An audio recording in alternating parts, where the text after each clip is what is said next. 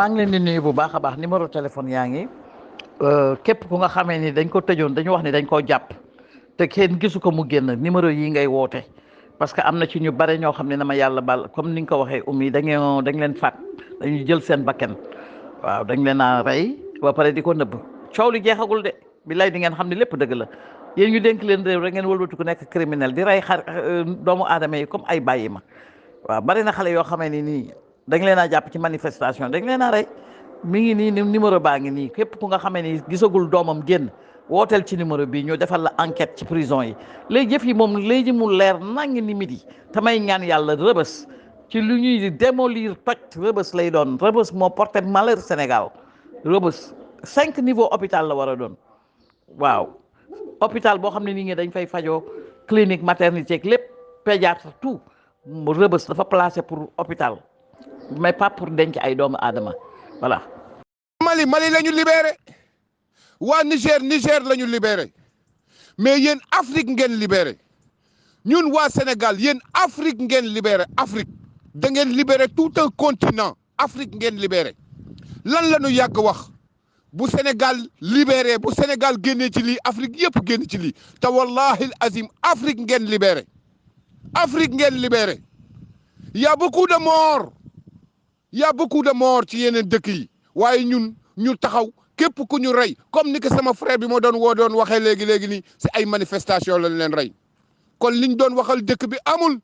liñ doon bëgg nëbb dëkk bi amul naan ay jihadiste ak ay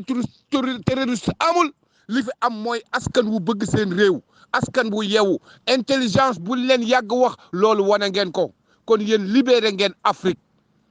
Sénégal c'est la porte de l'Afrique billahi wallahi wa tallahi libéré ngeen Afrique def ngeen liggéey bu mucc ayib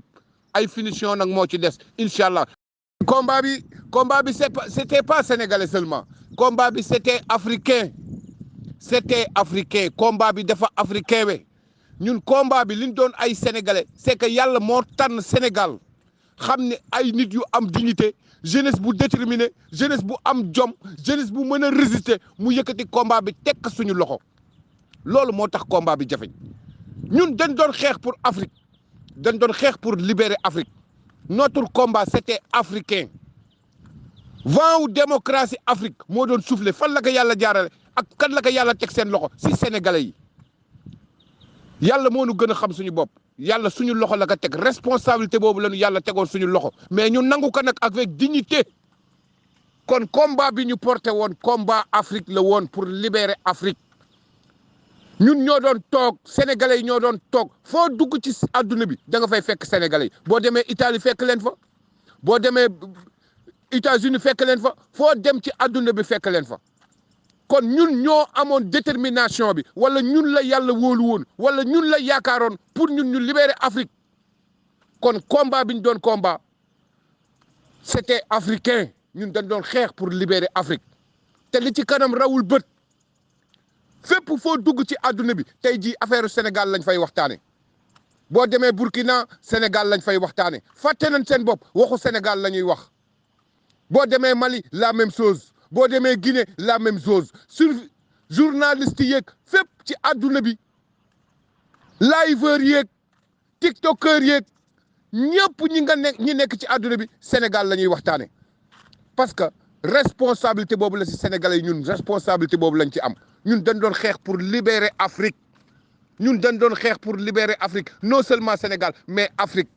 kon yàlla responsabilité boobu la teg suñu loxo ñu assumer que nag maanaam muñ lépp luy metti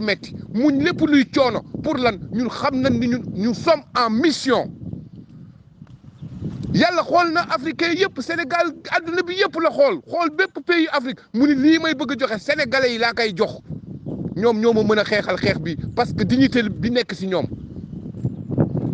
courage bi nekk si ñoom jàmbaar gi nekk si ñoom mbañ noteel gi nekk si ñoom rek ñoo ma doy supporter combat bi moo tax yàllaa ngeeg ñun kon di leen sant di leen gërëm yéen sénégalais yi comprendre ngeen mbir mi te nangu ngeen li yàlla dogal lu leen rey day ngi résister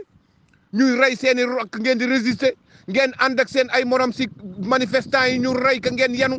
teewul yéen a ngi combat teewul yéen a ngi xeex kon yéen teel ngeen comprendre vous êtes en mission kon jërë ngeen jëf yéen sénégalais yi jërë ngeen jëf parce que réewum dictature noonu la mel kon gars yi di leen sant di leen gërëm le combat continue, seule la lutte libère.